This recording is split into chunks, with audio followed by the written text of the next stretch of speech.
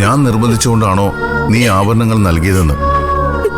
അല്ല, ഞാൻ പറഞ്ഞില്ലേ, ഇതെന്റെ ഡാഡി എന്ന് പറയുന്ന മനുഷ്യനോടുള്ള എന്റെ പ്രതികാരം.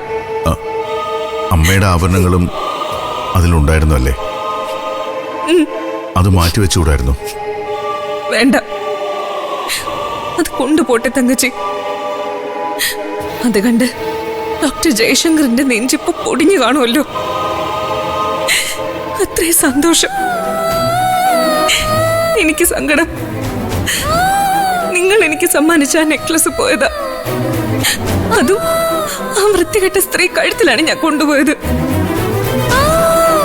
നിങ്ങൾ എനിക്കിത് സമ്മാനിച്ചപ്പോ ഞാൻ ഒരുപാട് പുച്ഛിച്ചതാ.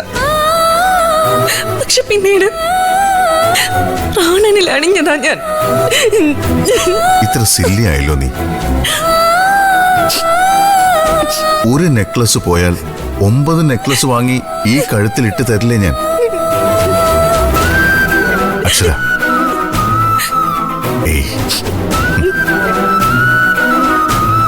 എല്ലാ കാലവും എരുമഴക്കാലം അല്ല അക്ഷര.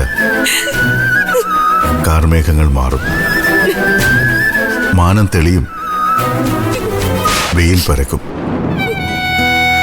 നമ്മുടെ സമയവും മാറും.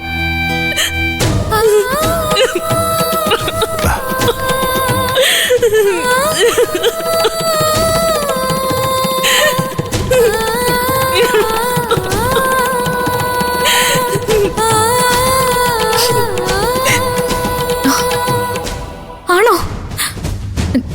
എന്റെ ഈശ്വര, നന്ദി. അച്ഛൻ ഇപ്പൊ തന്നെ വരൂ സെതു? കോടതി ഉത്തരവിന്റെ പകർപ്പ് സബ് ജയിലിൽ എത്തിക്കണം, അത്രേ ഉള്ളൂ. സന്ധ്യയ്ക്ക് മുൻപ് അച്ഛൻ അവിടെ എത്തും. ഞാനത് അമ്മയോടും മുത്തശ്ശിയോടൊക്കെ പറയട്ടെ.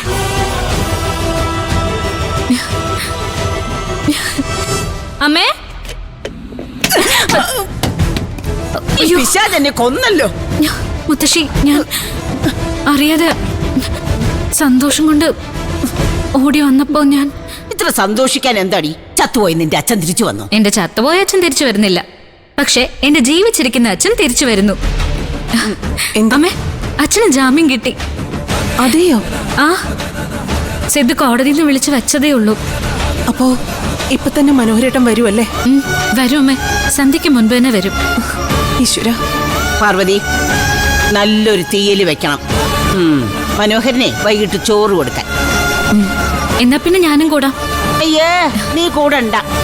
നല്ല തീയലെന്ന് ഞാൻ എടുത്തു പറഞ്ഞതാ. അതിന് അമ്മയ്ക്ക് തീയല് വെക്കാൻ അറിയത്തില്ലെന്നല്ലേ മുത്തശ്ശി പറയാറ്? അതെ, ഇന്ന് പാർവതി എങ്ങനെയും ഒപ്പിച്ചോളൂ. പിന്നെ എന്റെ ഒരു മേൽനോട്ടം ഉണ്ടാവും. ഓ ശരി, ഞാൻ അച്ഛൻ വരുന്ന കാര്യം നിത്യമ്മളോടൊന്ന് പറഞ്ഞിട്ട് വരാം. എടി എടി നീ ആവേശം കയറി പാഞ്ഞു പോകുന്നത് കൊള്ളാം. ആ വയ്യാത്ത കൊച്ചിനെ കട്ടിലേന്ന് വലിച്ച് താഴോട്ടിടരുത്.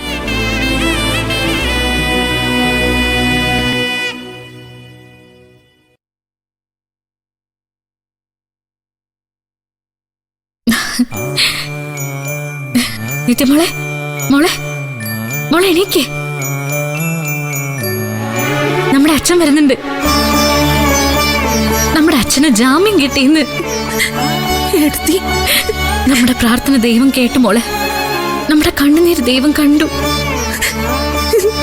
അച്ഛൻ വരുമ്പോ മോൾ അച്ഛാന്ന് നല്ല സ്ഫുടമായിട്ടും സ്പഷ്ടമായും വിളിക്കണം. അച്ഛാതിയൻ ചെന്നായേ ഈ വിവരം ഒന്ന് അറിയിക്കണം മോളെ. ബൈക്ക് കത്തിച്ചത് അവന് നമ്മൾ നൽകിയ 1ാമത്തെ അടി. അടുത്ത പ്രഹരത്തിനുള്ള സമയമായി. എന്ത് വേണമെന്ന് ഏട്ടത്തി പറയാം.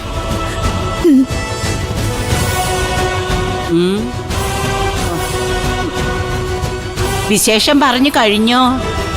ഓ കഴിഞ്ഞേ. അതെ, എന്റെ പ്രാർത്ഥന കൊണ്ടാ മനോഹരന് ജാമ്യം കിട്ടിയത്, അല്ലാതെ നിന്റെ പ്രാർത്ഥന കൊണ്ടല്ല. എന്റെ പൊന്നു മുത്തശ്ശി, എനിക്ക് ക്രെഡിറ്റ്സ് ഒന്നും വേണ്ട. അച്ഛനിങ്ങി വന്നാ മതി, എനിക്കത്രേ ഉള്ളൂ. ആ, നീ പുറത്ത് പോകുന്നുണ്ടെങ്കിലേ കുറച്ച് ലഡ്ഡും ജിലേബിയും വാങ്ങിച്ചു. മനോഹരൻ കഴിക്കത്തില്ല, അവന് ഷുഗറാ. പകരം ഞാൻ കഴിച്ചോളാം.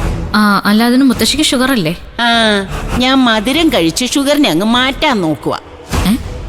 ഉഷ്ണം ഉഷ്ണേന ശാന്തി എന്നല്ലേ? വാങ്ങിക്കാം. ആദ്യം ഞാൻ വേറൊരാൾക്ക് ഇത്തിരി മധുരം കൊടുത്തിട്ട് വരാം. ഏ? അതാരാ?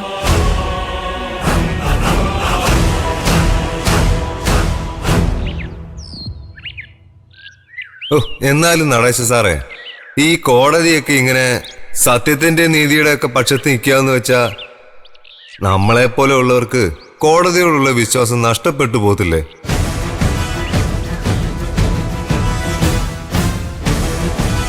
ഇതൊരുമാതിരി മനോഹര മൂന്നാറിന് ടൂറിന് പോയതുപോലെ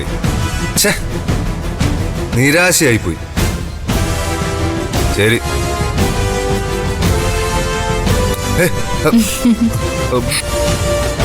നിങ്ങൾ എന്തിനാ മിണ്ടാതെ പിന്നെ വന്ന് നിന്ന് മനുഷ്യനെ പേടിപ്പിക്കുന്നേ? ആഹാ, നിനക്കപ്പോ പേടിയൊക്കെ ഉണ്ടോ? പിന്നെ എന്തൊക്കെ ഉണ്ടടാ ശരത്തെ വിശേഷം? ചുനക്കര മാമിയുടെ കുഞ്ഞിന്റെ ചോറൂണ്. ആഹാ, എന്നിട്ട് നീ പോവാതെ ഇവിടെ നിൽക്കുവാണോ? ഓ, നിന്നെ പോലുള്ളവരെ വിളിക്കത്തില്ലല്ലോ അല്ലേ? ചുമ്മാ പൊളക്കാതടി. മനോഹരന് ജാമ്യം കിട്ടിയെന്നല്ലേ ഉള്ളൂ, അല്ലാതെ കുറ്റവിമുക്തനൊന്നും ആക്കിയിട്ടില്ലല്ലോ കോടതി. ശിഷ്ടകാലം കോടതി വരാന്ത കയറി ഇറങ്ങി നടക്കാം. നോക്കാം ആരാണ് കോടതി കയറുന്നതെന്ന്. കള്ളക്കേസ് ഉണ്ടാക്കിയവരും അതിന് കൂട്ടുനിന്നവരുമാണോ അതോ അച്ഛനാണോന്ന്. എന്തായാലും നടേശൻ പോലീസ് വെറുതെ ഇരിക്കത്തില്ല. നീ സിദ്ധാർത്ഥനെ വിട്ടുപോയാ മനോഹരൻ രക്ഷപ്പെടും. എന്റെ അമ്മയും ഞാനും പറയുന്ന അനുസരിച്ച് നിന്നാ നീയും രക്ഷപ്പെടും. ആണോടാ നായേ? ഈ എടാ ശരത്തെ, ദേവികയെ വരുതിക്ക് വരുത്തുന്നത് നിന്റെ വ്യാമോഹം മാത്രം. നിനക്ക് വേണമെങ്കിൽ എന്നെ കൊല്ലാം, പക്ഷേ തോൽപ്പിക്കാനാവില്ല. മരണം കൊണ്ടുപോലും ഞാൻ നിന്റെ മുൻപിൽ തോൽക്കുകയില്ല. കൊന്നു തീർക്കാനായിരുന്നെങ്കിൽ എന്നെ തീർത്ത് കളഞ്ഞാന്. മാന്യനായ വില്ലനാടി ശരത്ത്. ഇരയെ വേട്ടയാടി വീഴ്ത്തുന്നതിനേക്കാൾ എനിക്കിഷ്ടം ഓടിത്തളർന്ന് ഇര വന്ന് സ്വമേധയാ കീഴടങ്ങുന്ന അതാ ഒരു ത്രില്ല്. കൊന്നു കഴിഞ്ഞാല് അവിടെ തീർന്നില്ലേ? പക്ഷേ കീഴടങ്ങി യുദ്ധത്തടവിന് വിധിക്കപ്പെടുന്നോടെ യഥാർത്ഥ ശിക്ഷ തുടങ്ങുക. എനിക്ക് പക്ഷേ ആവനാഴിയിലെ അവസാന അസ്ത്രവും ലക്ഷ്യം കാണാതെ പകച്ചു നിൽക്കുന്ന വേട്ടക്കാരന്റെ വിളറിയ കണ്ണുകൾ കാണുന്നതാ ഇഷ്ടം. അധികം താമസിയാതെ ഞാനത് കാണുകയും ചെയ്യും.